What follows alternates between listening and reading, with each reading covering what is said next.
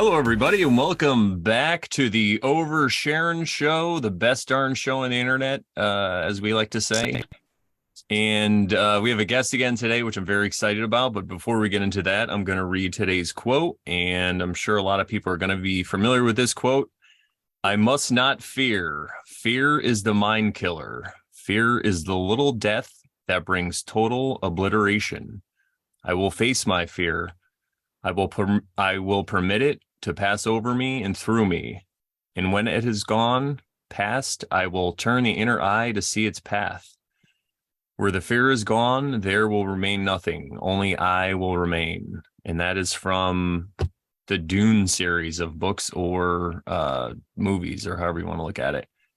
Was that about the gum jabbar that The Crow Gum always talks about?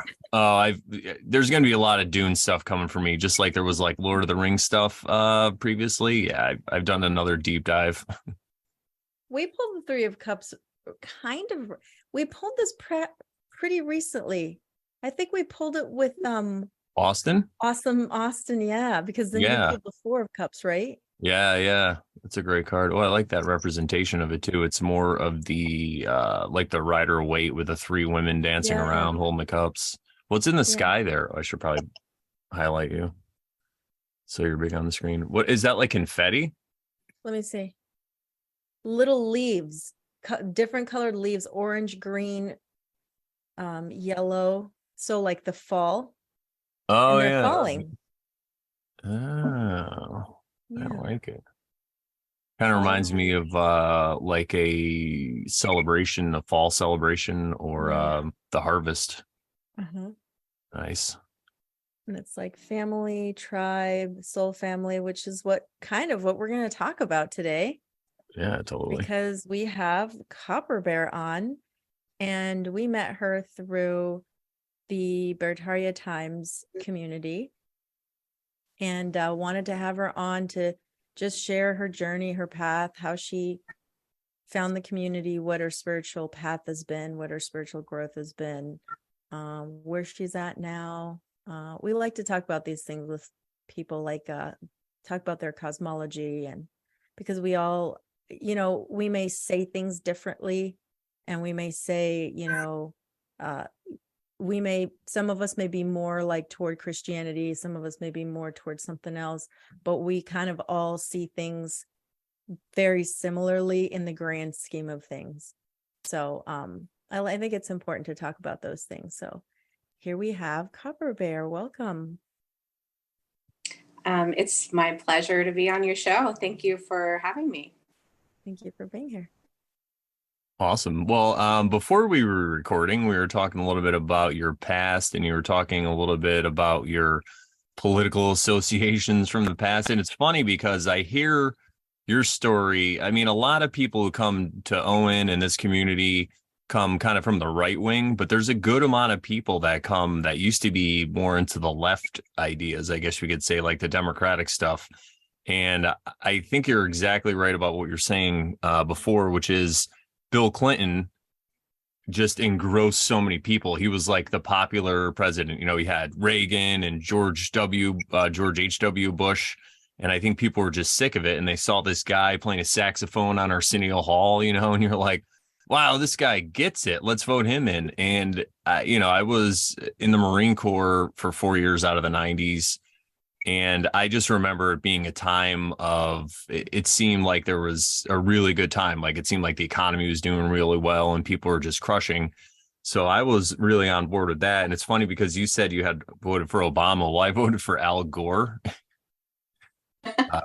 So I know exactly how you feel about that. And it was, for me, it was really because of the wars and all the stuff I saw going on. And then it just got worse. I mean, after Bush, then George W. Bush, then we had 9/11 and we had Afghanistan and Iraq. And I think Iraq is about the time when I woke up, because I had been in the Marine Corps and I knew that Saddam Hussein had nothing to do with Afghanistan. I was into that stuff pretty well.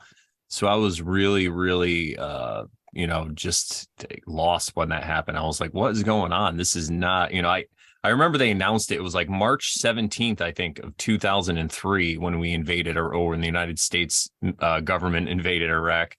and I just felt something. And you know how something happens and you can't quite understand till later what it is, but it was just like a change that I had in me. And I remember, well, before we were recording, you said around 2011 you had that similar kind of thing happen to you. So you want to talk about that a little bit? Yeah, well, you just said March 17, and the first thing I think of is March 17, 2020, when the lockdown started happening, like on a big grand scale.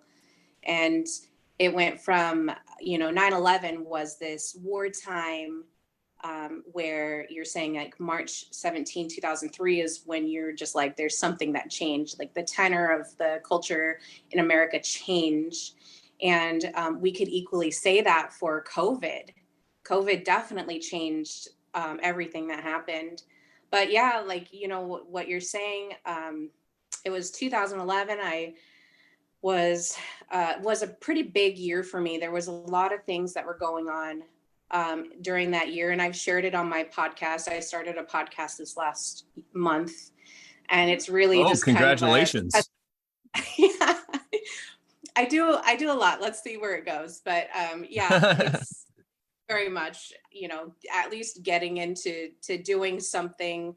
It's been something that's been on my heart to do. So, but it really is just like a bearing of my soul of what I see, what I observe, my experiences, and hoping that that helps people to see things from a different perspective, because that's how we all grow. And I think it's kind of meaningful that we have this Three of Cups, which I just looked it up, and it says groups coming together to focus on a common emotional goal. And that's a lot of what I talk about in my podcast, is emotional stuff, linking, and how that links to spiritual connection. But anyways, yeah, in 2011, as Sharon was saying, we all come from different cosmologies, and a big part of what my spiritual journey has been in the Bible has been really into learning a lot of what the stories are saying, relating that to my personal experiences now. And of course, like, I'll look at other things because I'm really open-minded, just kind of being from that liberal mindset of just being open to everything and kind of taking it in, deciding like what to keep and what to let go of. Absolutely. And a lot of us can relate to that. And it doesn't make anybody good or bad. It's just that's how we are ingesting the world.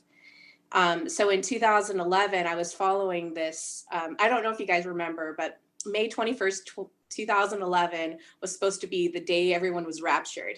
Oh, yeah. Okay. And I was actually a part of that ministry. I was like following that ministry. And I had so much internal turmoil during that period of time. I was like, I'm not getting raptured. Like, I'm definitely judgment on myself in that time. Okay. I think are you still there? Oh, okay. You're breaking up. Broke up for a second. You're good now, though. Yeah, so we didn't get to catch that. Last thing we heard was inner turmoil. Yeah, I had this internal turmoil of really harsh judgment on myself that I wasn't good enough for God. I wasn't good enough for to be saved. I was I was really lacking that confidence that what I was doing was on the right path. So when that happened, when that came and went, that kind of broke my foundation. And in breaking that foundation, I was laying on my bed just crying, because when you're desolate, when you have nothing and you have nothing to hold on to, and you're really just drowning, that changes you on a big, like, psychological level, emotional level, spiritual level. Like, everything about your person is so shaken that you have to find a way to really mitigate that and start finding, where is my foundation? Who am I? What is going on in the world? How am I relating to it? And really just doing this big personal inventory of where you're at, where you're going, and making a change And I don't know if I'm this is how I operate, or if everybody operates like this, but this has been my journey of, and I did it again in 2019, and we can kind of talk about that in a bit. But that 2011 was a pivotal moment in my truth journey, because that's when I started like really reviewing who I was and how. Oh no. Myself. It broke up for like another second again, but I think we got most of what you were saying now. I just keep looking at that Pepe frog behind you. It's great. It was like an important thing. I wanted to hear it. Oh. I can probably get on my phone if this isn't working. Maybe that might be better. I don't know. You guys are already recording. Oh, don't worry about it. We've had crazy things happen. We were recording this week and my cats were like getting into a fight in the middle of the recording because one sits up here. Yeah, so don't worry. It's Yeah. Okay. we love it here in the Elvis Sharon Show. Actually, though, what you're talking about is, I like how you said you're not sure if everybody goes through it or if it's something that if it's just an individual thing. And I tend to think that yes, it is individualistic for everybody. Everybody has their own path and journey, but there are a lot of similarities involved in what you're talking about with other people, what they have and what they experience and how they change and what they go through. And that's really what drew me into symbolism, and symbolism drew me into the tarot. I don't really ascribe any power to the deck itself. I think it just works more like how synchronicity works. And what you're describing to me reminds me of like the death card, where your former self had this death and you were mourning it and you were crying and you didn't know how to be in the world and stuff like that. So you had to kind of figure out a new truth. And I think these ideas, they're not really taught to us, but you can go out and learn them. And we always talk about this stuff, how we don't like to be victims and we don't like to say, oh, they're keeping it from us and they're trying to hide us. I just think that it's a function of the way the society works as a society of, wage slaves that we are, that we just kind of perpetuate and keep going down these same roads that our parents and grandparents and stuff have gone down. And right now it's just a great time. In the past, maybe even 20 years, people just starting to wake up to a lot of this stuff. And it's amazing when we share all our stories like that. And that's the reason that I asked. But I think you're doing fine now, and I don't think it broke out or you broke up. Yeah, I kind of stopped. I didn't know if there was a sound thing, but yeah. After all that, I got into Alex Jones, and I listened for hours and hours and hours of Alex Jones, because there really wasn't anything that was as edifying out there in the entertainment sphere that was meeting the needs of what I needed to hear. As far as people getting from, okay, here's the problem, here's the problem, here's the problem. But with Alex Jones, it was almost like, yeah, here's the problem, but there's no solution. And so when I discovered Owen, and at first it wasn't, it was like, oh yeah, he was kind of going along with the same narrative or the same like storyline of, oh yeah, it's the left. And then eventually he broke out of that. And once he broke out of that, and it really started with the fence building. And I don't know if you were around for that time, but that fence was probably one of the most interesting shifts that I watched in Owen. And I don't know if the audience is familiar, but in 20. You cut off again. 17. Uh-oh, we might have lost her. Oh, you think so? Yeah, she'll probably come back in with her phone. But what she was talking about, there she is. You're there? Oh. There you go. We can see you now. Go ahead, Brandon. Yeah, you want me to go in with my phone so that we don't... Yeah, try to hop in. Yeah, you could try it with your phone. I do kind of remember that thing with Owen. I was made familiar with Owen through Dave Smith, and that was probably like 2016, 2017. Somewhere in that area. So I remember when he got, basically kicked out and started his own thing on YouTube, and I would check in from time to time and watch him. And I do remember him talking about building that fence where, he's like, I couldn't even build a fence. Here we go. There we go. So it was really interesting to see his change because he actually had to use his hands, There we go. All right. I don't know how much better that's going to be, but maybe it won't cut out so much. Okay. Yeah. So I was given a little bit of the background with Owen in his fence and all that stuff. You have to have Pepe in the background, though. There you go. I like that the ceiling fan above you too. It's great. It looks like a yeah. Yeah. So yeah, with that fence, it really was not him just saying, this is the problem. It was him saying, here's the problem. And then also, here's the action that we need to take to get over that problem and face the next one. Because if you look at all of the commentators, it doesn't matter if they're left or right wing, or if they think they're alternative or whatever. Is my sound okay? Mm-hmm. Okay. It doesn't matter if they're left or right, or, alternative, like independent or whatever. If they don't give you an action of solution, then what are you doing? You're just kind of in this. And he did a really excellent stream one time on revolution versus revelation. A revolution is a circle, and a revelation is a truth to get out of that circle. And so anytime I hear anybody say, oh yeah, we're revolutionaries, I'm like, okay, you're just going to continue doing the same thing. You're not going to get anywhere.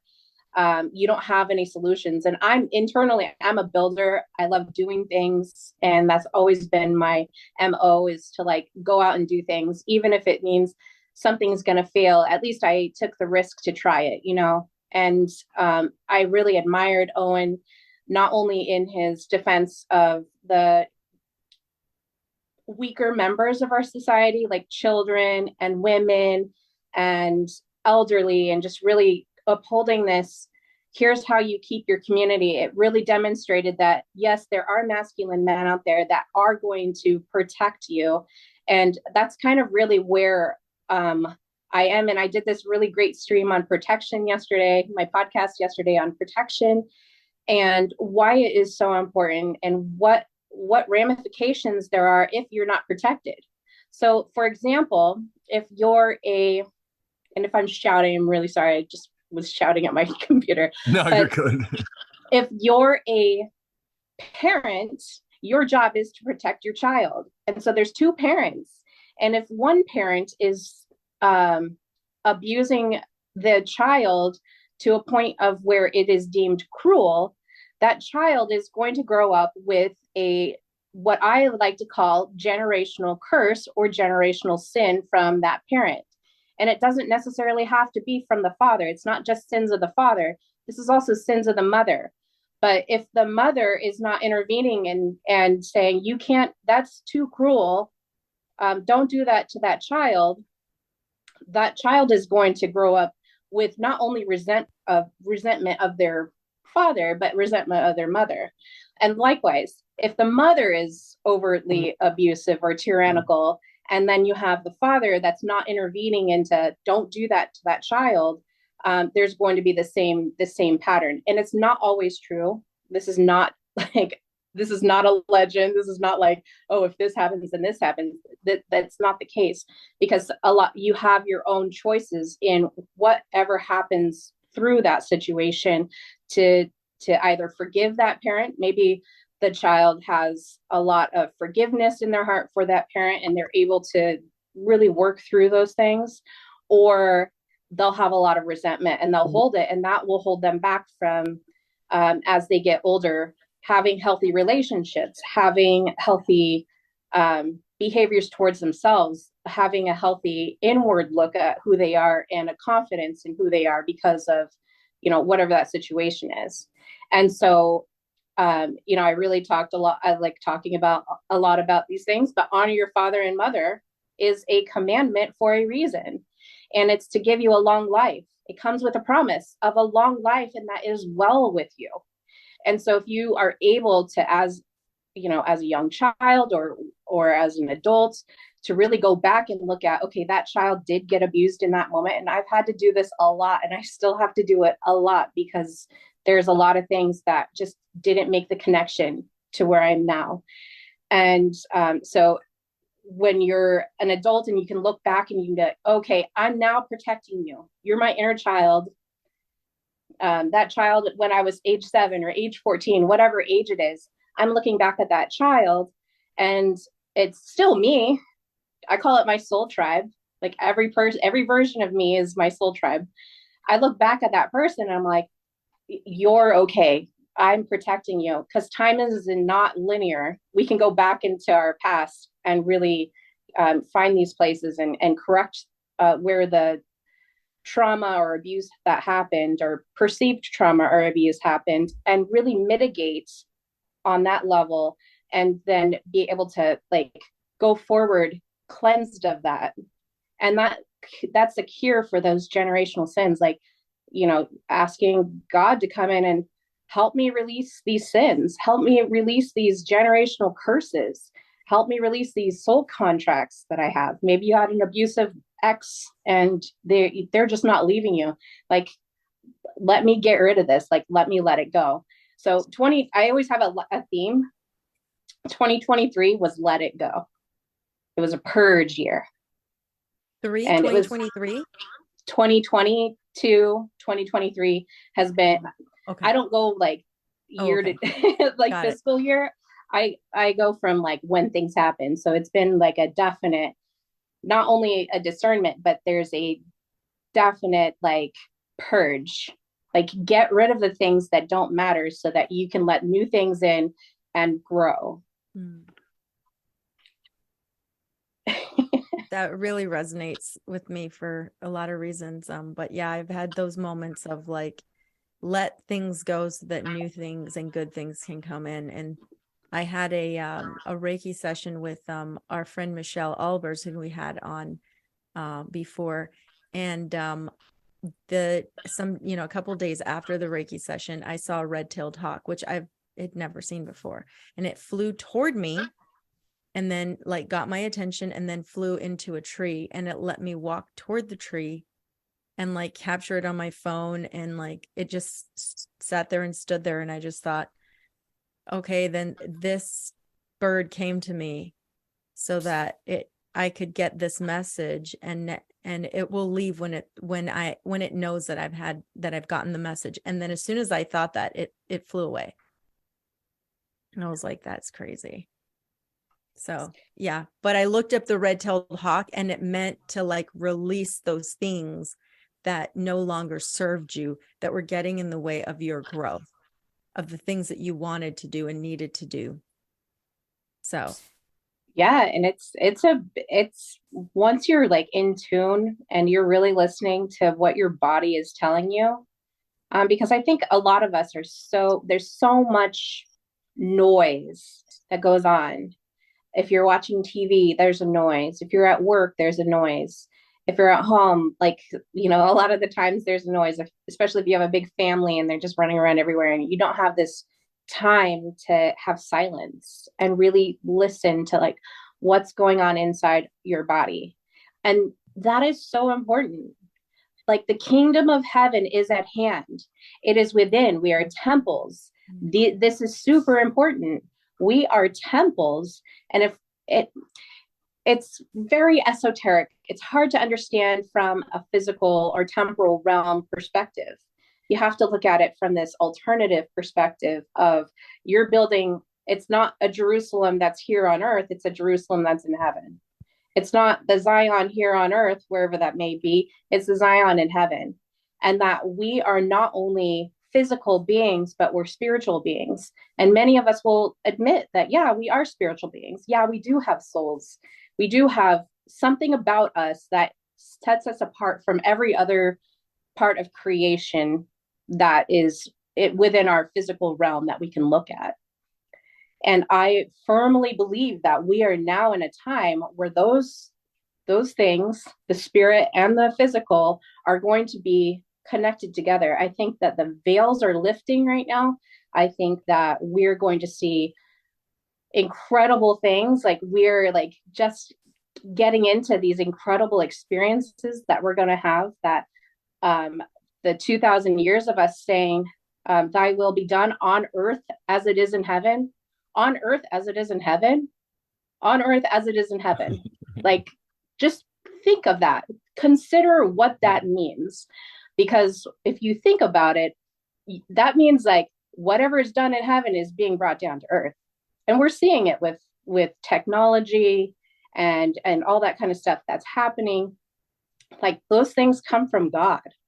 We're connecting on the synchronistic level to God. That technology is connecting from God.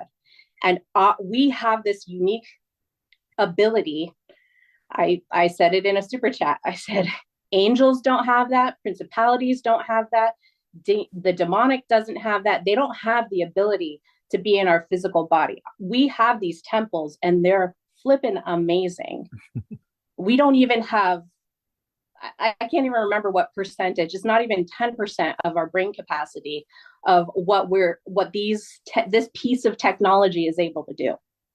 And so I think we're coming into a time that we're going to recognize that, yeah, there is, just like in our truth journey, like a lot of us were awakened in 2010 to 2012. A lot of people were getting all these nudges. And now you look back from then to now, because back then I was like, oh, the hospitals are going to shut down. You know, I'm sitting here pregnant and I'm putting together this like emergency birth kit because I'm like, oh, the hospitals aren't going to work. They're not going to let me in. They're not going to be functioning. And that was a premature vision that I had, but it was a vision nonetheless. But now here I am, like 12 years later, I have this new vision. The new vision is that we are going to be connected from our bodies here to our spiritual heaven up there. And that we're going to be able to go back and forth between that these bodies are amazing technology. And to get that technology, you have your low emotional vibration, which keeps you really heavy. But then if you've ever experienced joy or bliss, that's the heavenly experience. And that's what, it says in the Bible. These are promises that you'll be able to experience. And whether we like it or not, these things are going to happen. Like, I think that we're in for the ride of our life. And maybe not necessarily in our generation, but in the following generations, it's going to start to come to fruition. That was heavy. No, I love what you said. And something that you said really made me think about my own experience in between that time, like between 2012 to 2020. I think what happened was people like us, maybe we didn't realize it consciously, but we could see what was going around us, and we could put all these pieces together, and we saw where it led. So we were just automatically going like, oh, money's going to be worthless. The hospitals are going to close. All this stuff's going to happen. And we're trying to express this to people around us who are more, they don't see the realm of cause and effect so much. They're more in the realm of of an effects of what's going on out here in the world. They don't really see the in between and what's causing it. And as that started happening, people like us thought we were going crazy, and other people might have thought that were around us. But now we don't or seem even so ourselves. Crazy. Yeah, or even ourselves. Yeah, right. But now we don't seem so crazy, do we? It's like, oh, absolutely not. Like, the things that God has been, or, the comforter or whatever you want to call it, like the messages that I've been getting, the visions that I've been getting are this. There's no doubt in my mind that these things are going to happen. And yeah, there's a little bit of work that I still have to do with myself. But beyond that, like the whole vision of what this future is going to look like, I don't have it all like pieced together, but just like this, I don't want to call it just a feeling, but it's just like this whole vision, not just feelings, but it's like our abilities, what we're capable of doing, how this technology is working. Because I think joy is a technology, that is a definite technology. If you've ever been in true joy, like, it is an experience. If you've ever been in bliss, it is an experience. And we can get little tastes of these, but to have that just be the vibration that you're in is quite another thing. And periodically I'll get tastes of it. And in the Bible, it says that God is to be worshiped with fear and trembling. And I think we kind of look at that from an odd perspective of like, oh, we need to be like scared fear. Well, it is a little bit of a scared fear of like what's going to happen, but I think it's fear and trembling of like, oh my gosh, this experience is like just a portion or a drop of what God has to offer me. And just that drop or portion that he's given me that I'm taking in is so overwhelming that it does bring you into a feeling of fear. It does make you tremble because you're like, oh my gosh, like this is so wonderful and I can't explain it, and it's it's hard to put words to, but Could the it be experience, more like an anxious feeling? not even anxious, it's just like if you're in God's presence, it's almost like this awe, or Overwhelming it's not feeling. fear as in like, oh my gosh, I'm gonna die. It's like almost like a fear and trembling in that you're going into this experience that's new. And until you're able to kind of take these little drops of it, until you're able to get, think about Moses when he was at the burning bush. Like immediately he's down on his hands and knees, his face is to the ground. That's what I'm talking about. You're in the presence of God and you're just like, oh my gosh, this is overwhelming. Like on our normal, what we experience level, this is even far more than bliss. It's far more than enlightenment. This is like the power of God is like right in front of you or within you, whatever that is. And so I think that those experiences are going to start happening a lot more. I think that we're going, like the things that people are really concerned about are, oh yeah, all the people that are like the trans kids, like there's a lot of this sickness going around where your gender isn't right or whatever the messages are. And now these kids are taking all these hormone blockers and these things. And I think like our technology, once we start getting those downloads, that we're going to be able to heal those kind of things. Like it's pretty intense. I'm pretty out there. But like that kind of stuff, just healing and being able to not only bilocate but translocate, like go from one area to another. Like once we start getting into what God has in store for us, the technology that's available, and understanding that with faith and really like in his will, like once you get into that, like it's a promise. Like you're able to move mountains if you have the faith of a mustard seed. And I don't know if you guys have looked at mustard seeds lately, but they're tiny. Yeah. And they grow into these gigantic plants. Some of them in the Middle East, like they're huge trees where birds are like taking shelter in them. So we like when I say we have some amazing things in store for us, I am not saying that lightly. It is very heavy. It is hard to understand, and it's sometimes hard for me to even voice like some of the things that I've like been receiving, like the messages that I've been receiving.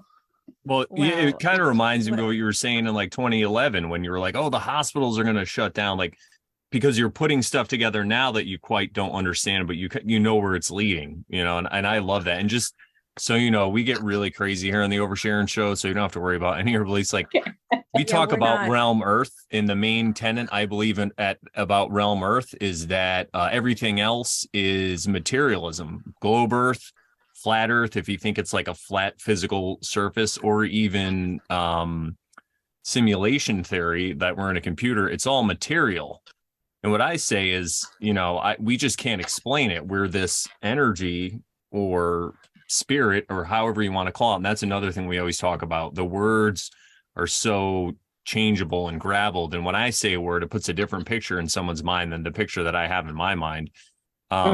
So we're very conscious of that here too. But so what I say is basically we're just tricked into having this physical experience. We're just believing that we're having it, but we're actually a spirit or an energy or however you want to say it. But in this realm, we are able to exercise free will, like you were saying earlier, like the angels and the higher and the lower and all that stuff. They don't have free will, I believe, in the same way we do. And a lot of times when I boil that down, I'll say that free will at its essence, at its core, is really just the way that you deal with things internally. When something happens, like that's the biggest part of free will that no one really talks about, is that you have the choice to say, am I a victim, or be grateful for whatever that happens to you, because it's part of this grand plan that we can't understand, you know? Yeah, so don't Yeah, worry about the woo-woo stuff.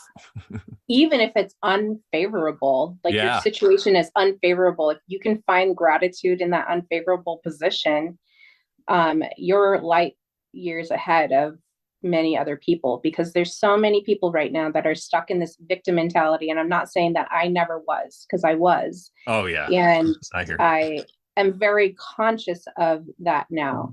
Yeah.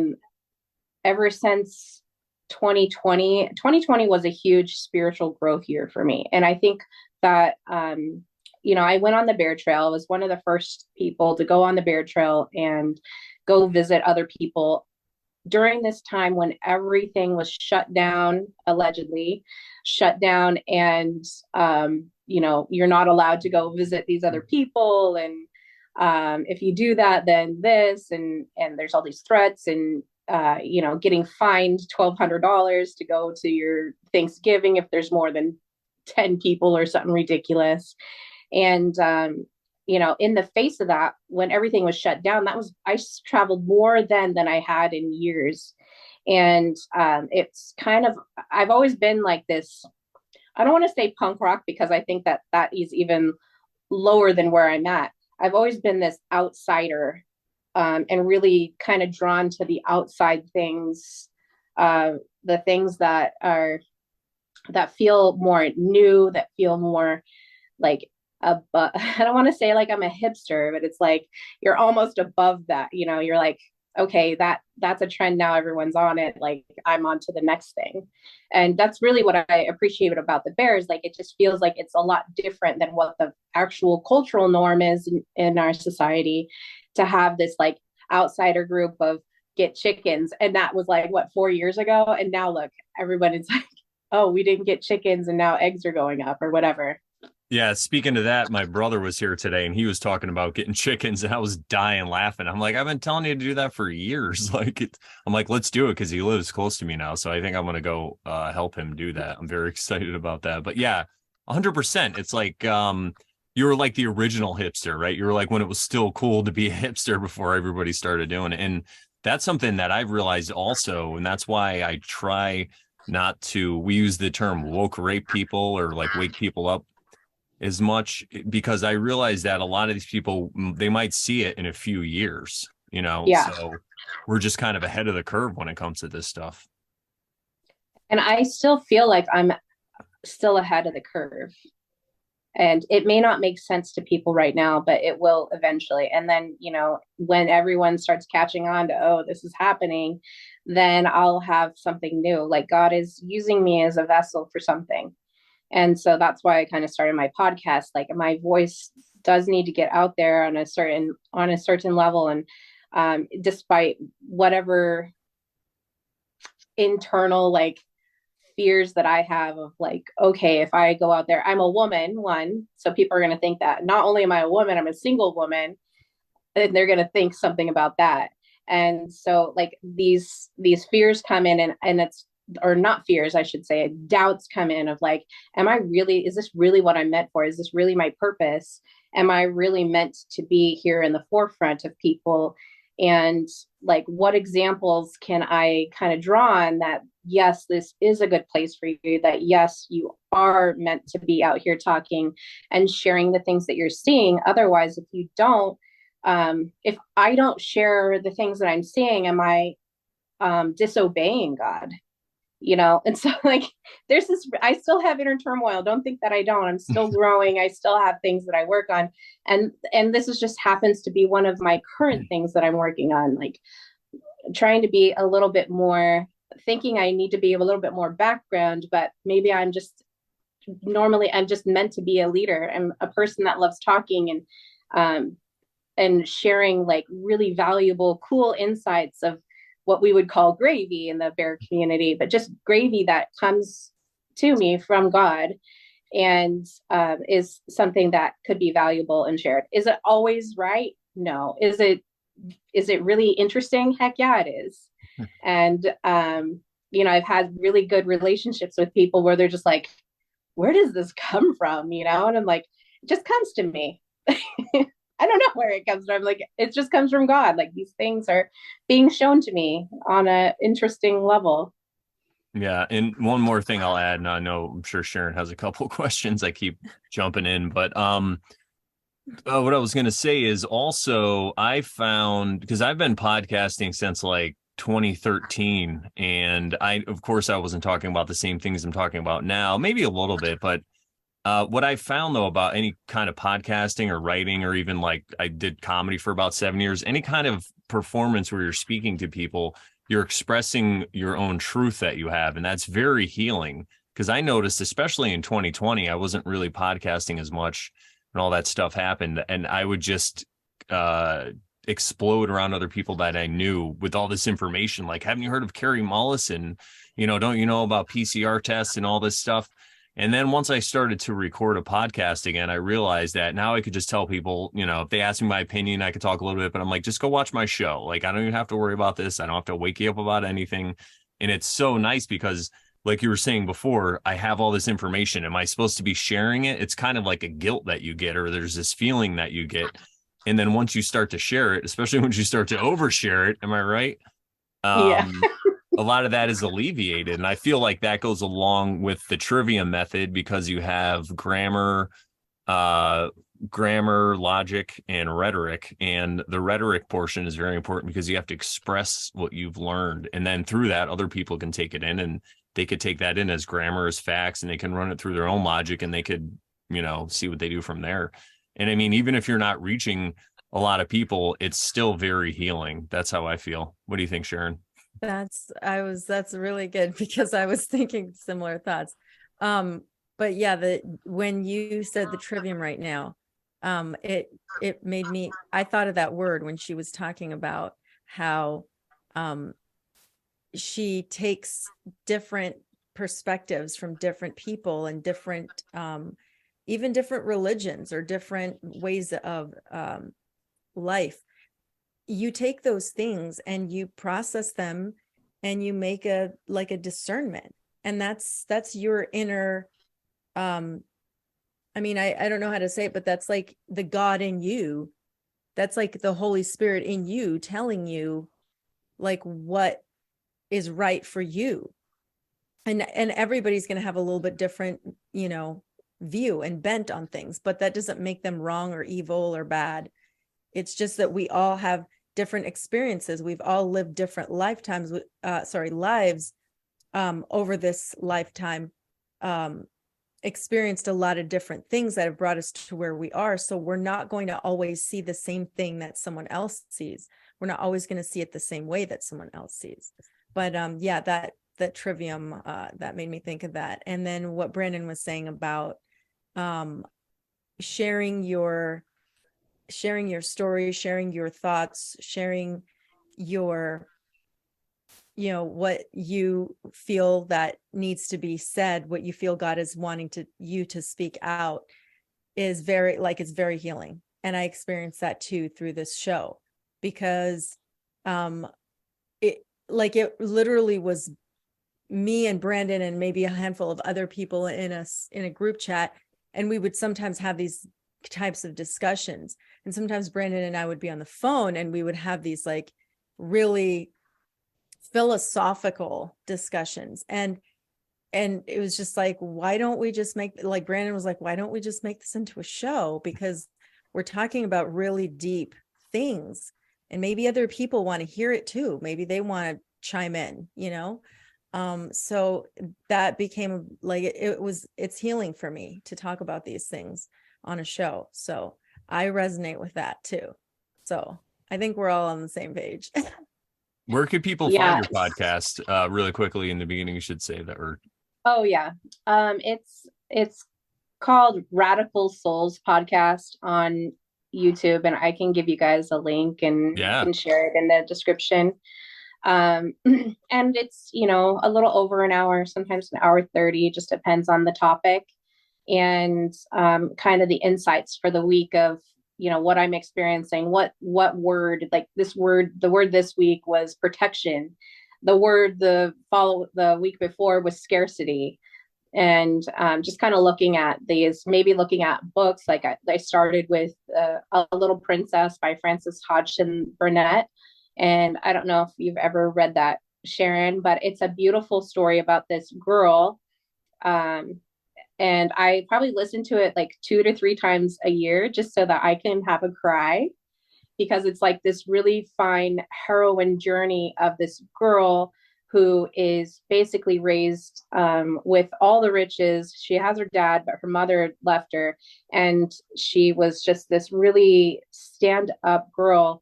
And she was born in India, and she ended up going to London and being at this girls' etiquette school. And while she was there for 4 years. After 4 years, her father died. And so it goes from her having everything to basically having nothing. And it's just a beautiful story. I always have to like listen to literature, listen to like certain shows so that I can actually have tears come out, because I have a hard time crying lately. So I have to watch these really moving experiences of others so that I can feel tears come out, because I just don't cry. Like I have so much compassion and understanding for people that like anytime anybody wrongs me, it's like, oh, okay, that's where they're at, and I'm okay with that. Like I have so much compassion for that internally sometimes it's difficult for me to move through my own feelings. And so I'm like, okay, I need to like get some of this out, because it's just stored up in me, and it makes me a little bit weird. And here's one of the things I found out this year. So this year I went to Hawaii, and I had an intense experience. We can maybe talk about it, but afterwards, I found out about human design. And I'm sure you guys are familiar with human design. Our friend Spoons did human design for us about a year ago when we did our retreat in Sedona. It's going to be a year on the 29th or something, like 20 something. Yeah. I found out I was a reflector, which is the rarest type. And I cried. Actually cried for myself for once. Twice. I was laying on my bed and I was just crying, because it was like, it was almost like a confirmation of, you are different. You aren't like everybody else. You're very different.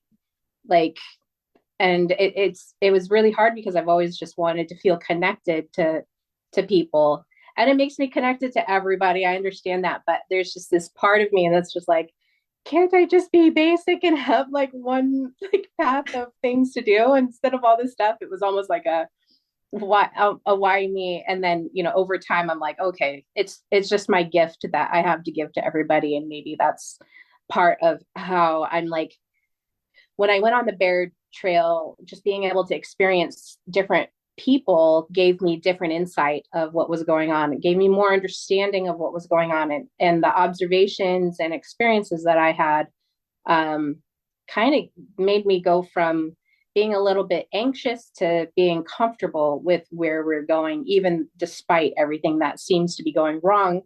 I'm like, no, it's hopeful. Like we have promise, like there is a great future ahead. Wow. So Brandon, what are we? Not reflectors, right? Are we projectors? I think that's what it was. Yeah. I want to see, somebody's talking about it again recently, and I want to go look up, because I remember Spoons, didn't she give us like printouts of everything? Yeah. I know exactly where it is too. It's in this bag that I had on that trip. So yeah, my brain is all over the place. Chris Gardner brought it up on Owen's stream. Oh, awesome. Oh, yeah, I heard that he did. Speaking of Topher, you said something about bilocation. Have you been listening to his podcast? Topher's? So Topher already has 4 episodes out. He restarted his podcast, I guess. I don't know. I didn't know he had one years prior, I'm guessing. But like it would think it was December that he started. And I'm not even finished with episode 4, but I literally probably stopped right at the part where he talks about bilocation. And it's just crazy because I was like, I stopped it because I was like, because I had been talking, I think Cody and I had talked about it with each other. So I sent it to him. I was like, he's talking about bilocation. But yeah, it just like, it's so funny that it's synchronistic. It's coming up again. It's just crazy. This whole conversation has been very synchronistic, like everything down to like emotions. We got the cups, which are freaking emotions, like being overwhelmed with emotions, crying. Like I've been in this like mode of like crying for like a couple of days. It's must be nice. Well, it doesn't like happen often. It's not like, it's rare for me to cry too, but I've just become overwhelmed with emotion on certain things that I'm going through. So it's just been, I've this whole conversation has been resonating with me. That's awesome. Yeah. Every time I listen to Topher, like, I'm just like, I get what he's saying because it's the same message that I'm getting. It's insane. And I don't even listen to his podcast. I have it on my radar to listen to it, but I haven't had time to it. I finally got Owen's stream back into my life. I can't keep up with Owen. I just can't. Hard. So I just like, I'm kind of in the background. Like I'll just get bits and pieces, and Brandon tells me stuff. Other people. Yeah, we send her stuff. Yeah, he's been blowing my mind lately with some of the revelations he had. I mean, he had a whole podcast talking about like sexual degeneracy and like how when men are having sex with women, how, if they're making it violent and all this stuff. And he talked about like pedophiles and how it leads to pedophilia, and he had all this hate. And then he read a letter from Woodshop Bear. Shout out to Woodshop Bear. He's been on the show. And Woodshop was talking about forgiveness and how it's so much better. And it just totally changed Owen's frame of mind. And he's like, wow. He's like, yeah, maybe I don't hate these pedophiles. He's like, don't get me wrong. He's like, I'll still blow their ashes into the ocean or whatever after we burn them or whatever. But he's like, I don't have to actively hate them and put it into my mind and let it consume me. Those are my words, of course, but he said something similar to that. And it was like, yeah, I love it. Yeah. And like something else that resonates with me with that whole discussion too, and some stuff you were saying too, Copper, is that this whole like compassion thing, because like you were saying, like some children will see their parents behave in a certain way, and maybe those children are gifted with more compassion.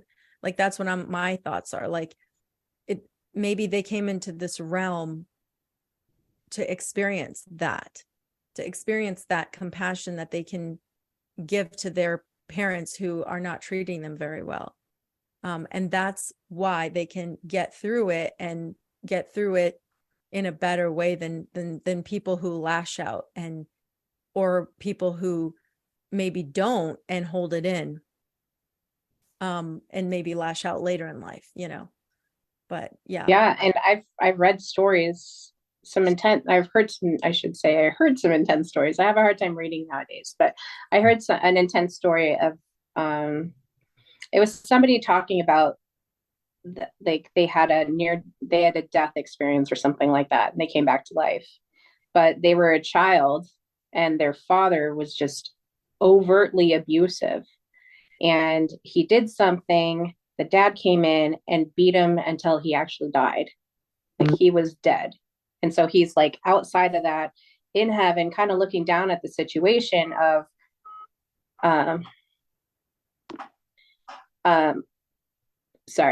he's looking down at the situation, and he's like, he's looking at his dad, and his dad's just holding his physical body and crying. And basically like whatever he was meeting with was like, do you want to go back? If you go back, then this, or if you don't come back, then you're going to have a different life. You're going to have a different scroll, basically. I don't know what to say. But so he's down there and he's like, okay, I'll go back. And so he came back to life, and his dad was forever changed. So yes, there are experiences where those things do happen. And like this world is intense, and storytelling is so important.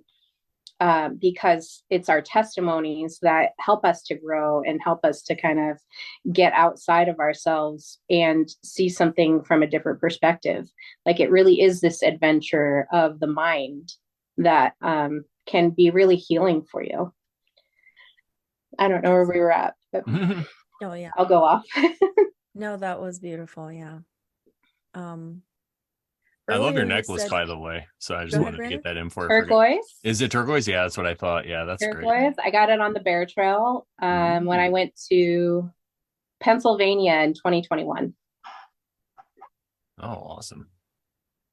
So tell us about that excursion. Tell us about some of the places you went and maybe some people you met and some of the experiences you had. Yeah. Okay. So I've probably been to over probably near 100 bear meetups. Ooh. That's a lot. Yeah, I've gone to a lot of regular ones. There's some in my area that I've gone to, and then just, you know, going across the country over the last couple of years. Like it's up there. It's like, you know, in the 70s to hundreds. I have no idea. I lost count. I've met hundreds of people, and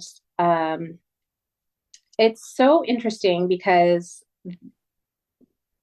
when we were getting together, there's this hum of, or this hum of vibrational hum of when the people get together. And it's beautiful. It's almost just moves you so much to see like all these people to come together. And so I've gone probably over 50,000 miles. I actually should say, yes, I have, in the last 2 years, just visiting alone, just on the road, visiting people. And, you know, some of the people, they kind of fell out of Bertaria. Some of the people, they're still a big part of it. And I've kind of taken a little bit of a step back because I just need to, as just my energy. I can't go all the time. I just don't have that energy capacity to continue doing that. So sometimes I have to take a step back. So I do that. What are some really good experiences? I kind of share a lot about that, but one of the ones that comes to mind is the Midwest Bear Fest. And we had this first festival, Beartaria Festival, and it was in Michigan. And I get there and it's just dumping down rain. Like everything is getting flooded out because it's all on this farm. And so we're really having to work together to get people like so that they can get their vehicles out and just really having a moment to enjoy each other's company. And it's just a wonderful experience to have like-minded people, to feel not alone, and to have this opportunity to make memories. And so I've met quite a bit of people. I've been to a number of states. I think it's 22 altogether in the past couple of years that I've traveled to or through. And I think the most interesting one that I can just recount is when I went to Hawaii this year. I was supposed to meet up with Pat Life. I think you guys have had him on the podcast, maybe. Yep. But I was supposed to meet up with him, and we ended up not being able to meet. It was very minimal time because he lives on Oahu and I was on the Big Island. But so as soon as I got on the plane and I got to the islands, there was a shift in my energy. And I had spent the whole summer at a bear farm. I lived on a bear farm in my RV, and I went to Hawaii, and it was almost like I felt like I wasn't even me anymore. I was removed from myself. And then it was, I don't know if it was the energy of the island or what, just this carefreeness. But that's where a lot of my visions came from. So the energy of the islands really shifted something mentally in me. And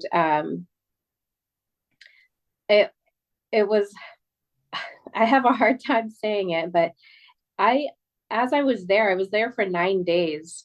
I didn't even think that I would be able to return to normal society. It was that so far gone. It was such and I was maybe having some drinks on the beach, but I wasn't doing anything else. So this is all just like a spirit provoked situation. And I've had like little tastes of that, but I'm just saying, like, when I was saying before, like, it's going to get more and more intense, like, it's getting more and more intense for me. I'm just having more and more intense experiences where these things are just coming to me. And it's like, sometimes it's almost overwhelming. And sometimes it's like, I can handle that little portion that you're giving me, God. Sometimes it's just like blasts me. And the Hawaii thing was a blasting of the spiritual connection. And then thereafter, I was having this like other experiences. So one of the crazy things, and maybe it's not so crazy to you guys, is I came back and I'm in Oregon, and I I was like, oh, okay, I'm gonna go to the beach. I go to the beach and I do these purging things. I was like writing things that I wanted to let go of so that the waves would come and wash those things away. And so I was doing this, I was having this, I don't even know if you want to call it a ritual. It was just like, okay, I'm acknowledging these things and I want them to go, like, help me to wash this out. So I get home and I go to sleep, and it's been happening more, but this is one of the most prevalent ones. I woke up, it was probably like 3 or 4 in the morning. I just wake up, my eyes just pop open, I'm wide awake, and my it's going to be hard for me to describe, but it's like my energy field, my field of energy was like pushed out beyond the end of where, whatever, like, I want to say universe, but wherever the edges are. And all I could hear was this, like, just really a lot of chattering, a lot of noise. And it was like a lot of confusion. It was just like everyone was chattering. And I was like, I wasn't included in that. It was just like I could hear like the whole collective of people just chattering and almost in this anxiety or anxiousness. But I'm like super far away from it. My energy field is like so far out. I'm expanded beyond belief. And I'm like, oh my gosh, like, do they know I'm here? Like, I'm wide awake just having this vision. Like, do they know I'm here? Like, because I'm just like kind of froze, like, ooh, what is going on? Because this has not happened to me before. And I was like, they don't know I'm here right now. And I was like, well, what do I do? What do I do? And I was like, okay, the only thing I can think to do is just like shower them in love. So I like imagine love just beaming out of me onto the people that they're having like all this chatter and everything like that. And then I return to myself and I go right back to sleep. It's just like, oh, no big deal. Like, this is normal. And um and I've had those feelings where I can feel like my energy kind of like vibrating. I don't, because it's not like an actual physical thing. It's just like I can feel the energy vibrating around me. And I am so new when it comes to anybody explaining these things to me. It's just, I have these experiences. And that's part of why I was like, maybe I should just start this podcast. And I was kind of back and forth with it because I want to be able to have a place where people can hear about these experiences. And maybe if somebody else isn't their cup of tea, maybe what I'm saying is their cup of tea and they can resonate with that, relate to it, and then have answers, or at least have somebody that's, you're not going through this alone. There's other people that are experiencing this. And because I'm so vocal about it, maybe it will help them to connect with me so that they're coming from a feeling of, oh, okay, this is not outside of the norm. This is what's happening to people. And I also want to hear if it's happening to others, what their experiences are. That's amazing. And what a synchronistic thing that we reached out to you when you're starting this podcast. I didn't know you started a podcast, and here you are to tell people and our audience who may be also having experiences like this and may be able to resonate with your work. Yeah, Absolutely. I've heard of similar experiences. We had our friend Joe on, and he talked about an experience that he had when he was riding his bicycle, and then he kind of felt the sun come through, and then he just had this vision that he was everything and everything was him, and it was just, he just had to like lay down and sit there, and and he hasn't really been the same since. So we totally get we totally comprehend those kind of experiences. I mean, maybe not fully, but we're on board with definitely listening and sharing. What's kind of funny, and not on the topic of necessarily what you said, but you said you were on the Big Island, and I went to the Big Island with my late husband. This was when we had first gotten together. We went to the Big Island as well, and we were there for 10 days. So I can resonate with you being on that. Like, I can just I guess not resonate, but like I was there too. Remember. Yeah. Relate. And but the funny part about that, which is kind of off topic, but the funny part about that was we were there for already about a week. I think we had like 3 days left, and then it was unseasonably hot, and we were like swelled. Like, it was the car that we had borrowed from a friend was like had no AC, so we were like, oh my God, it's so hot, and so we would, like, the last 3 days we spent at like a Barnes and Noble, and we were both like, what is it when you get like the fever to go back to the mainland? I forgot. Oh, yeah, like homesick. We were homesick. Island fever. Sure. Island fever, I think is what it's called, maybe. Right. Yeah, we got that at like day 7. We're like, can we just go home now? That's funny. Yeah, I've been to the Big Island several times, but I've never had that experience that I had. And I guess when I was pregnant with my son in that 2011 time, I did go there. So maybe that was like part of the catalyst. I didn't understand anything about energy very much. I didn't understand anything about, what I was experiencing. I just knew that there's these things that were happening, these visions that I was happening of, this is what's going to happen in the future. Or so I thought right now. And so, sorry, people are trying to call me. But they're like, I'm having all these experiences, like not only then, but now, like that kind of like pushed forward all these other visions. It's almost like being a seer or something like that. I don't even know if that's the proper term for it, but to have the word that came to me when you were talking was oracle. Yeah, oracle. Yeah. And I'm like, who am I that God's giving me this information? And I think that's part of it, is like, who am I? It's like, here I was a girl that was like, probably still feel like a scared little girl, but getting all this information, it's like, where do I share it? And how do I go through this? How do I even make sense of it?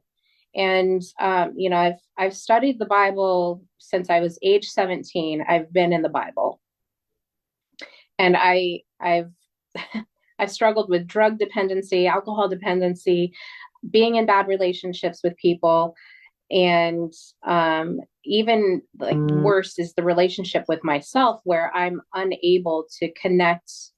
I have a hard time connecting with people. I can connect with a whole bunch of people, but when it's like a one-on-one relationship, it's really difficult for me to like be there. It's almost, you get into this people pleaser situation, which is a part of that scarcity that I was talking about, that I did a podcast on.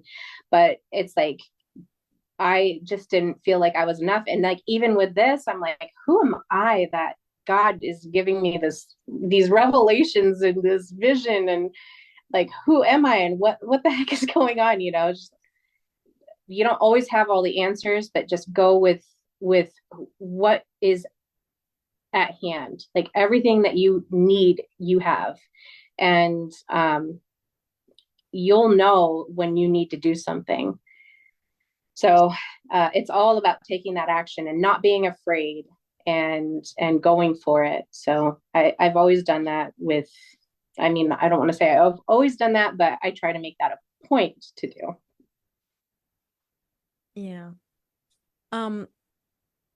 Off topic a little bit, I remember that you were doing like this seeds thing where you were collecting seeds, and like distributing them to anybody who wanted free seeds. Do you still do that, or?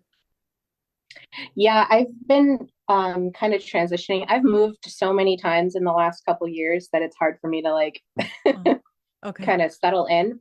But I still have seeds that are coming in from people. And we collected a bunch of seeds from the bear farm that I worked on last year. We were like, okay, we're going to, plant all these things and we'll keep the things that we like. So we're still packaging those. But that is Beartaria Seed Savers on IG. Okay. And so that is, I'll give you guys all that information so that when this goes out, people can find that.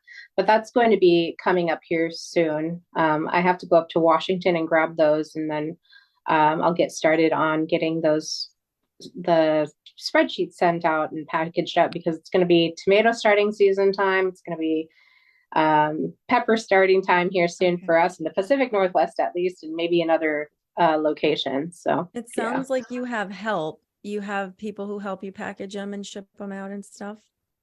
Yeah, I haven't in the past. It's always been just me, a one-woman show.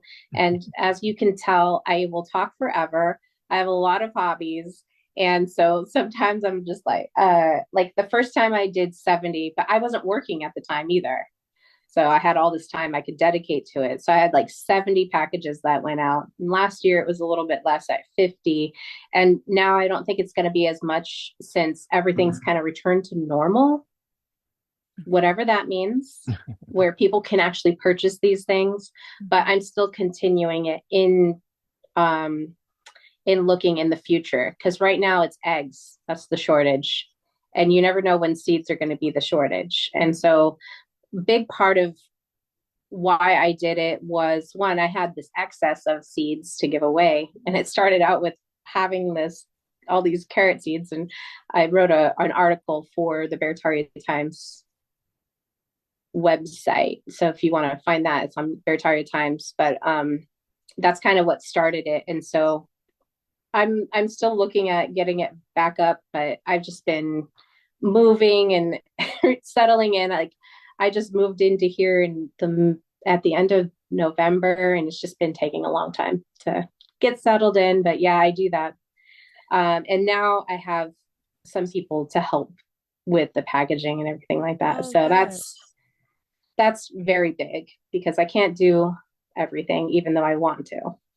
Yeah, absolutely. I did wonder how I was like, how is this girl doing all this? Because I saw you, like, you had all these cute, like, pictures of, like, you have an image for it. And you're like, it's like a thing. I was like, girl, wow, this is awesome. I had a lot of creativity at that time. My energy goes up and down, and yeah. Sometimes I surprise myself. So you were saying that sometimes you have to, like, and I get that too, that you have to, like, come back and just do your own thing to, like, take some energy and like calm down. And were you referring to, like, not going to a lot of Bear Fest activities, like, around the country, or even, like, locally too as well? Yeah, I took last summer. I primarily stayed in Washington, which I live in Oregon. So I would go to Washington, to the Washington Bear Meets, and I still attend those, just not as much. I like to hibernate in the winter because I am a bear. So I do like to hibernate.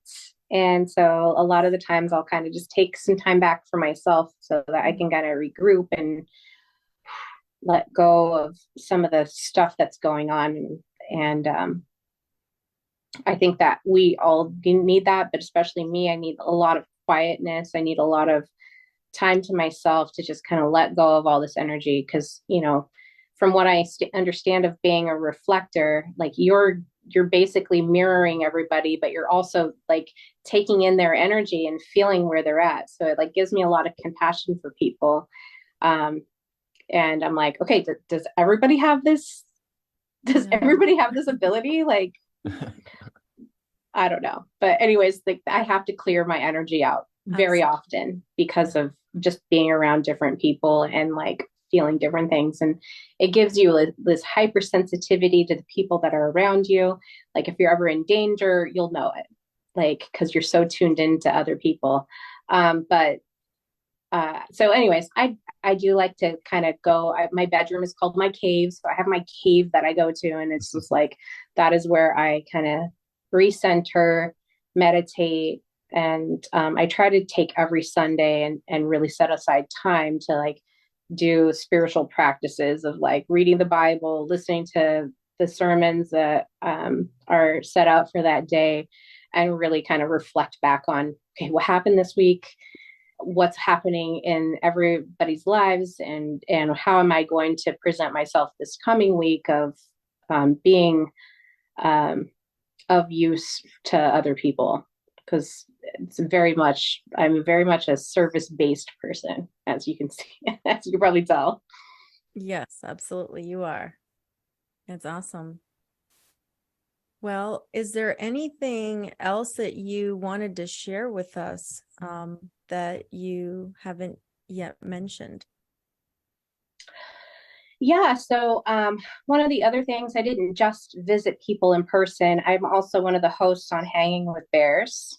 So I did start that podcast a couple years ago. That's on IG.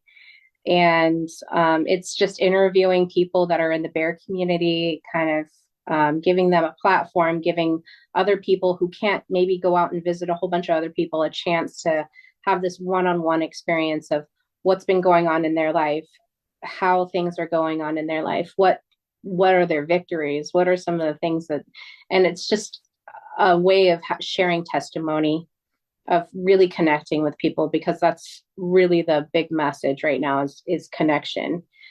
Quarantine really was trying to separate us from each other. And this is just my natural thing. If they're telling me to do one thing, like, I'm going to do the opposite. It's just that punk rock feeling. Yeah, I told people at the beginning of 2020, I'm like, when they told us to start washing our hands more, that's like the first thing they did. I was like, I stopped washing my hands. I'm like, I just was like, nope. All right, fine. Like, you just know, like when they tell you to do something, it's wrong. I don't know why. I don't need evidence. I just know. Yeah, you get it. Yeah, exactly. I did want to give a shout out to one of our mutual friends, the Ukrainian bear. Yes. Because I've met him, hung out with him several times, and I remember when you had him one time on Hanging with Bears, I was in there and I was giving him a hard time about his name, because he was like, "Why does everybody say the Ukraine? It's just Ukraine." So we, yeah, he's a great guy. I love that guy. Yeah, he's been, like, I've had lots of friends come and go in the bear community, and I'll have like a handful of people that I talk to regularly, and we're just talking about whatever it is. Like, you guys are talking about your philosophical conversations. You can imagine me right now. This is me all the time. Yeah. Like, all the time. This is like where I go. I'm like, okay, we're gonna get really deep into whatever it is. Like, we're eating meat today. So Ukrainian is one of those people that we definitely have lots of conversations. Um, and shout out to like everybody who does, open their ear and be a friend to other people, because it's hard to find genuine people that will give you, face value truth of what the situation is. And so, obviously I'm going to tell people the truth, and I want other people to convey the truth to me. And I know when people are lying to me, when they're lying to themselves. And a lot of the times I'm not going to say anything if they're so hard strung in wherever their position is. I'm going to say, oh, okay. I've tried to say otherwise, but if you're really stuck in that, then good for you. I can honor where you're at, and I've been stuck before too, and it's fine. And another thing I want to talk about is like Owen's broadcasts. Like, I've been watching him for so long, and so many people will get hung up. I can't remember the first thing. It was probably the moon landing, and then it's the Trinity, and then it's, Paul. And it's like, yeah, maybe I don't agree with all where he is at a certain period of time. I'm not going to agree with him on everything. But I have enough confidence that he is desiring to find the truth in whatever the situation is. And I'm like that as well. And may it be that I get the truth in the situations where I'm failing and other people are saying, oh, you're doing, you're doing this. And maybe they're not mentioning it to me, but may it be that I find the truth in whatever that is and am able to get out of that. And I've always had this confidence that Owen is going to be able to find the truth in whatever it is. And yeah, it may take a lot longer for certain things because they are like so dug into whatever our society is saying. But because he has this desire to have that truth, I feel confident that God is going to reveal it to him at the time that he needs to. And maybe may it be that it happens the same for me too. Like I want that. And we were talking earlier, I just want to like say this, like forgiveness is also a technology. And so forgiveness and compassion are both technologies that we have in our beings that we are able to do. Can a dog do that? Maybe it's always in compassion and forgiving, but can other animals do that? Like, are they able to connect with their creator? Like, I don't think that they're doing it on the same level as us. So when I say like we are different technology, like our ability, I don't want to put us in like we're in the matrix because we're not, I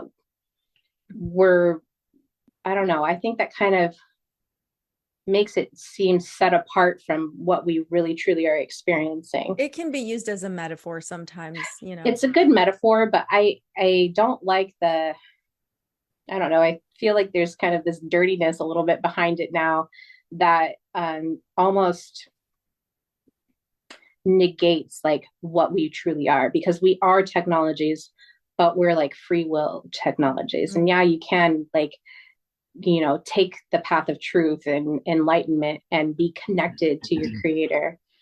But understanding those technologies and watching it in real time, like Owen on that stream that you were talking about, Brandon, stream from, I think whatever it was, Wednesday or Monday or whatever. I don't know what day it is today, but him going through that. Friday the 13th, girl. Oh, yeah. I should know. You wanted it to be Friday the 13th. I know, but it doesn't mean like I'm still dancing in linear time. I'm kidding. Yeah, I'm the same way. Don't feel bad. I forget about too. everything. Yeah. I only remembered because it was Friday the 13th. Yeah. I even mentioned something to somebody today. But you watched him go from this like low, almost angry vibration of energy, and then you watch that forgiveness technology enter him and shift him.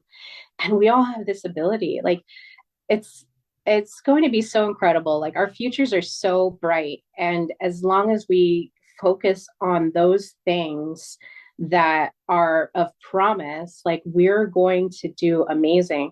I'm not worried about, the cost of food. I'm not worried about all these things. I've done so much work. Girl.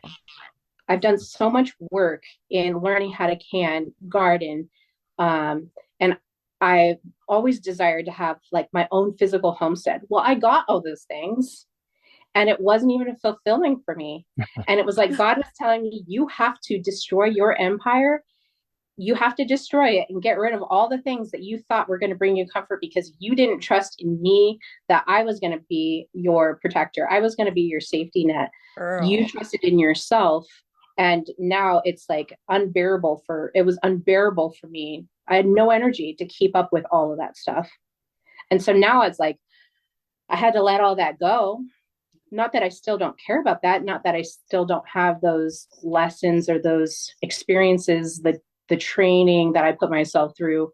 But after going through all of that and then having to let the physical things go, and this has been a 3-year journey, having to let all those things go and realize that God has something else in store for me, that I'm going to be I'm probably going to be traveling. I'm not going to be in one place. I'm going to be going to different places to see things and experience things on a different level, to be of service to him and not necessarily have like a house that is my own, or, have my own things. Like it really is going to be a terrible challenge, but I'm welcoming it. Like right now, I'm just like, okay, I'm being prepared. I'm being ready for this. So Yeah, I could tell you my own experience. I spent a month on the road last year. Right about this time last year, I left.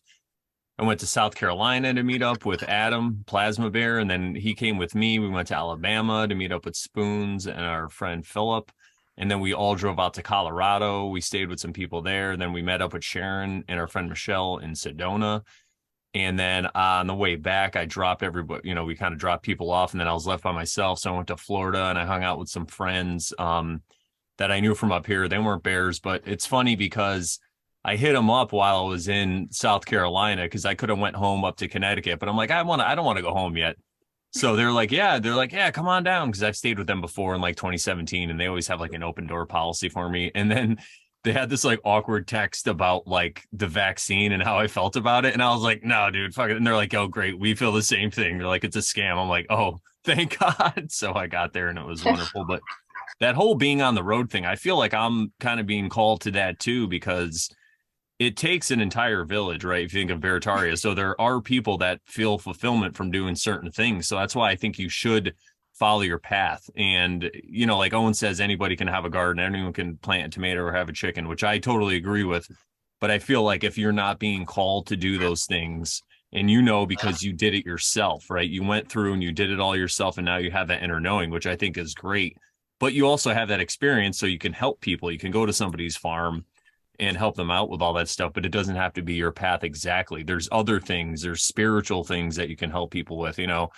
For me, it's the show, and then also comedy. I have all these ideas where I'm like, why can't I just get like an RV or a big van or something and drive around to different places and just make my own tour, just have a bear meetup and then have like a show after or something and do comedy, have other local people do it, get some other people or whatever it is, or music, whatever it is. And you could just kind of drive around and do that and stay with bears or stay with other people. And you could make a life out of that where you are really raising everybody else's consciousness. Really, you're helping other people because of the stuff that you went through, because of the mistakes that you made.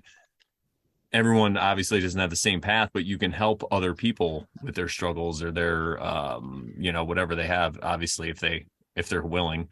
But yeah, I really do see that in the future. And that's why I'm excited as well for this. I try not to worry about it because for my situation, I moved back after being out on my own for about 20 years. And I was in the Marine Corps too for 4 years. And then I was just living in Connecticut on my own. I moved back with my parents in late 2020. And now I've just been like saving money and working on all this different stuff. So a lot of times I do get very discouraged about it, but then I just remind myself that, there are other ways, and that just because I can't be doing it right now, I'm still working toward it. Like everything I'm doing right now, I feel is like it's preparing me for the future, and I think that it's good to remind people that, because a lot of people do get stuck when they see other people just crushing. If you go on Barataria Times, you could get despair because you could be like, look at all these people. They're just doing all this stuff. And I'm just sitting here, it could be overwhelming. And I know I've talked with this about Sharon before, where Sharon's like, I don't think I'm a farmer. Sharon's just like, she's like, I'm not a farmer. She's like, I do other stuff, which is great. Because I feel like people really have to find their own path. And there's nothing wrong with that. There's nothing wrong with trying things and failing. I did a garden here in 2021 at my parents' house.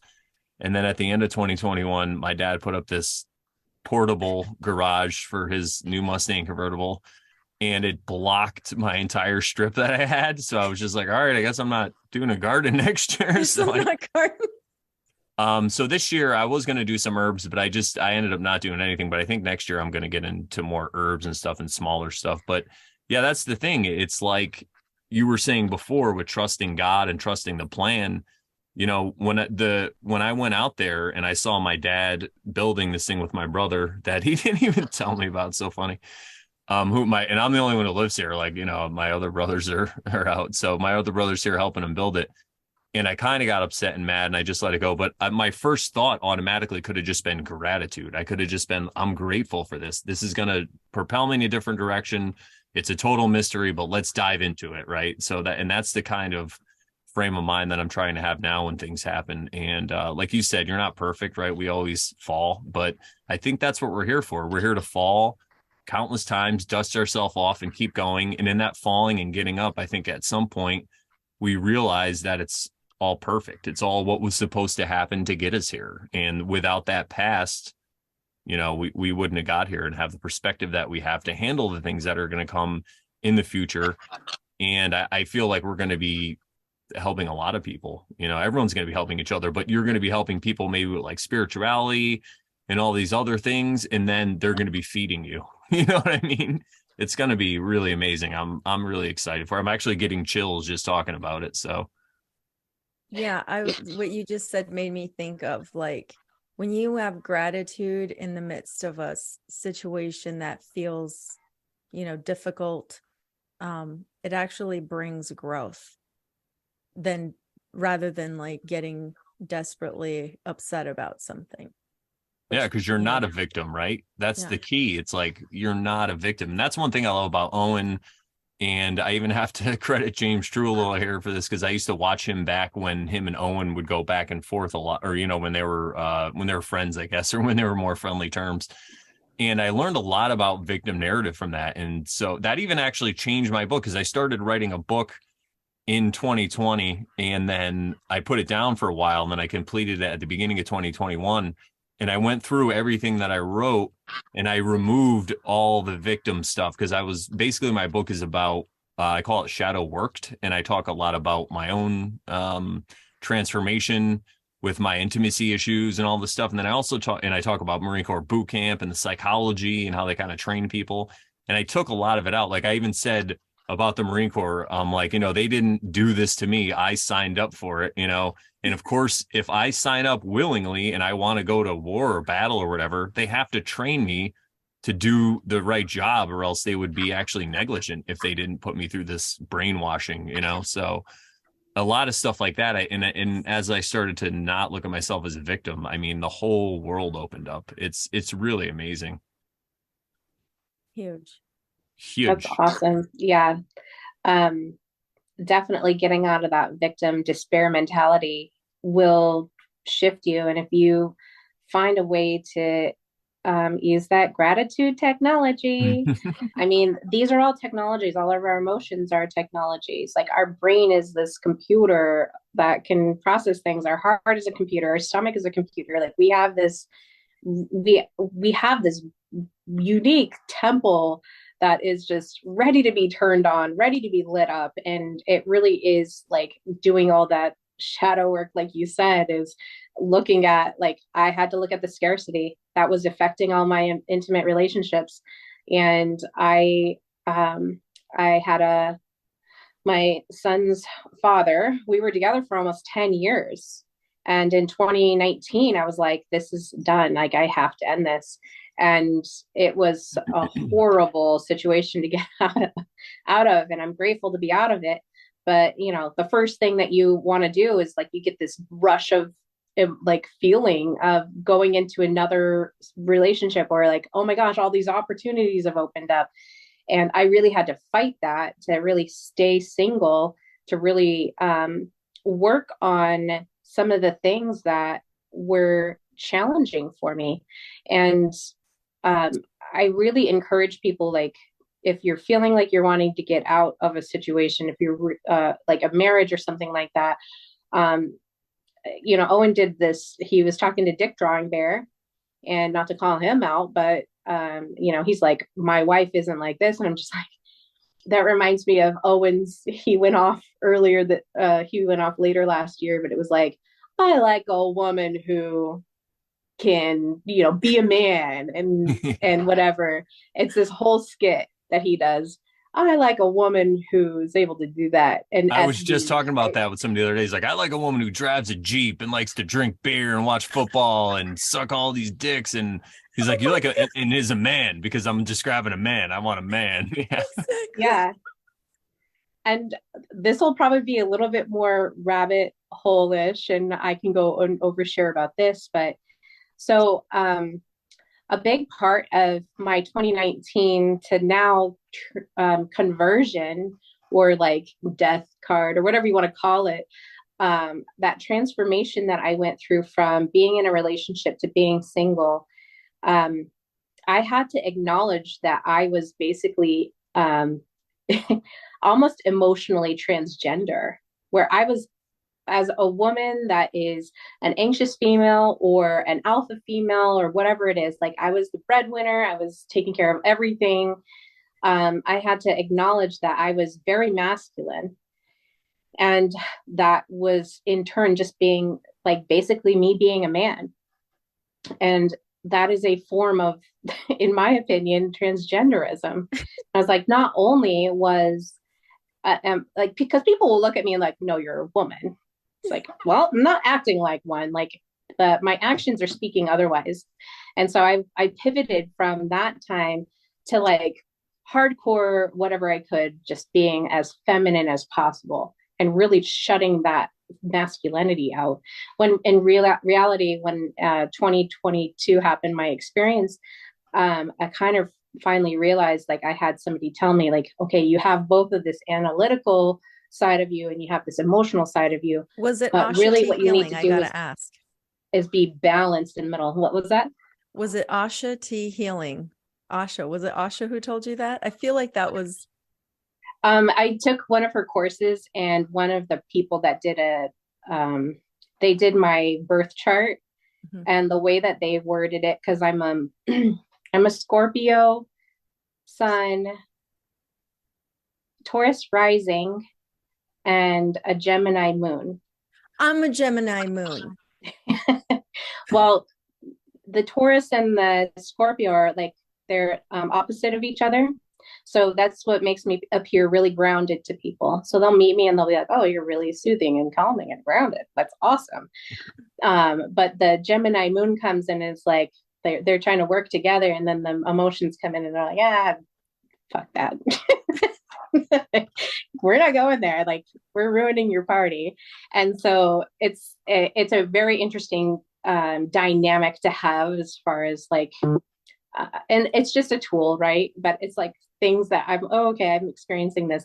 I just feel so chaotic on the inside that sometimes it doesn't show on the outside, but on the inside, I'm like, shit's going on. But once I was able to kind of find that balance between, and it's just the way that this report was worded, like, oh, once you're able to do that, then you're able to access this masculinity, you're able to access this femininity. And yeah, Asha is one of my, shout out to her. Like, she's done an incredible job of like helping people, and I've taken a couple of her courses. I took her Self-Worth Warriors course, and then I took one of her newer courses, The Mission. And both of these things, like, I don't spend as much money as I used to. I'm not leaking money everywhere now. And so I'm really impressed with just the shift. Obviously, it's the work that I've done, but it's just how that when you have a leaky money situation, like you're just not able to save up or whatever, it is a form of scarcity. And so I've really had to look at scarcity or inadequacy, whatever that looks like, internally, and face those things. And that's the feelings of worthlessness. That's the question of, who am I? Like, why are you choosing me? Like, I don't measure up. Like, I think that I'm not enough. And it's like, nope, God is choosing you because you are enough. And the message that you have, because you are enough, is going to resonate more with the people, because there's so many other people that have this feeling of worthlessness, that have these inadequacies, that are unable to connect with themselves. And you're just going to be one of those voices to help them realize that they're not alone and that they can get out of it as well. Beautiful. We had Asha on several episodes ago. Yeah, we did a really nice divine masculine and feminine discussion, I think, with her. Yeah, that balance is super important, because I think the way that we're so much I want to say. So what you were saying with the worthlessness, right? I think that's the key. That's where it starts when we're young, the way we're raised, and all these different things that happen to us. We're taught to get all our validation from exterior sources. So we for whatever reason, well, however it happens, we learn that our internal voice isn't to be trusted. It's like, no, we got to trust outside. And when you can bring that balance in, I mean, yeah, it really is. It's amazing. It's all about balance. Yeah. Yeah, and that realizing that was so calming because I can be really high energy periodically and just feel really crazy and chaotic, and it's all internal things that I'm dealing with, and it's almost like having to rewrite the stories or rewrite um the situations that brought you to wherever that is, and really trusting that God is giving you enough that you're able to make it through whatever that situation is. And so, one of the hardest things that I had to discover or just kind of be really honest about myself was that I didn't trust God. And like, what? Who says that, Who says that out loud, especially somebody that maybe I have a lot of insight, maybe I have a lot of like I've developed well spiritually, but to like come out the end of that and say, oh my gosh, I don't trust God because I have this lack of relationship with my father. And now I'm going to have to look at that and look at the relationship with my mother and really just kind of work through those things to give them, like, that's why I brought that up earlier, is just honoring your father and your mother because they are in you. Like I'm a big fan of epigenetics. I learned about it in 2013 or 2012. And epigenetics is just that I think that's where our generational curses and generational sins pass through because we are genetically connected to our parents and our ancestors. I'm Native American. So all of this stuff is just like, those are just terms that we have for ideas that the tribes were sharing in storytelling or however they were transmitting that information. Well, even at a cellular level, like we have all this information that's inside of us that's connecting to us. And it's just a fascinating thing. Yeah, 100%. Totally. Well, we're about remember at an hearing hour about and a half or so. So, or no, maybe a little more. Awesome. Yeah, no, we're close to the 2 hour mark. Oh, awesome. Well, is there anything else you wanted to talk about? Because we probably wind it down. Yeah, we can See. wind it down. I can go on forever. I'm a chatter. Well, it started off a little bumpy, but see, we stuck it through. That's the important lesson that everyone should take away from this. If things go wrong, it's all right. You just you adapt and you overcome and you keep going. Well, thank you so much for coming on. I really appreciate it. And a lot of the stuff you said resonates with me. It's a lot of the stuff that I found out through my own journey and stuff. And I think it's great that we can share it for everybody to benefit from. Yeah, What do you think, like Sharon? I said, it resonated with the whole episode was like sink city for me. Yeah. Why don't you tell them again about where they could find tell the people where they could find your podcast. Of course, we'll put a link in the description below, but just to get it out there into the universe again. Yeah, absolutely. So the podcast is called Radical Souls on YouTube. And I have 5 episodes up and maybe some shorts just in my car. Like I was driving and I had to stop and do like a little 5 or 10 minute session. So you can find those on there. The first one was about a book and just my reflections on that book. And the other ones are just kind of ideas that came up along. So yesterday's was protection. So you can find me there. And then I also interview people on hanging with bears, and I'll be starting that up here sometime in February, bringing people on to the Hanging with Bears IG. And so you can find me there as well. I run Beartaria Seed Savers, and that is also on IG. And you can follow me Copperette on IG. And I feel like there's probably more stuff, but that's just what I can think of. And I'll give you guys that information so that you can find me on those outlets. And also in the Beartaria Times app as Copper Bear. Awesome. Well, thank you again so much for coming on and sharing all that great stuff with us. And I was gonna say before we go, we need to get Baron. We need to get Sharon on Hanging with Bears. I was gonna say hanging with shares. Yeah. So I actually did an episode with Woodshop last year, I think it was, or the year before. I don't even know what year it is. So you don't know what day it is. I don't know what year it is. We're all just existing, right? It's all made up anyway. Yeah, I think she would love that. And oh yeah, shout out to our chat, by the way, because when we premiere these live every Thursday night, 8:33 p.m. Eastern Standard Time, we have a wonderful chat. Last week's chat was amazing. We had up to like 25 people in there, and it was all positive, no negative stuff. And we have like a no nonsense rule. We'll just kick people right out. Like Sharon is like texting me, like, kick this guy out or whatever. It's great. She's the enforcer. Yeah, it's lovely though. So yeah, so thank you guys so much for supporting us. You can go to morelawsmoreproblems.com. That's the website that I have that is now 10 years old. You can go back and check out my blog from even 10 years ago and the stuff I was talking about.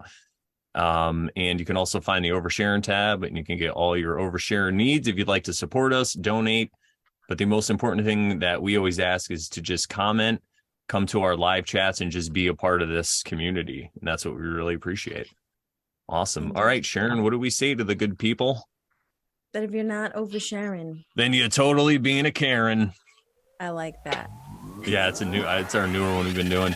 So keep oversharing, everybody, and we'll see you next week. Yeah. Bye. See you later.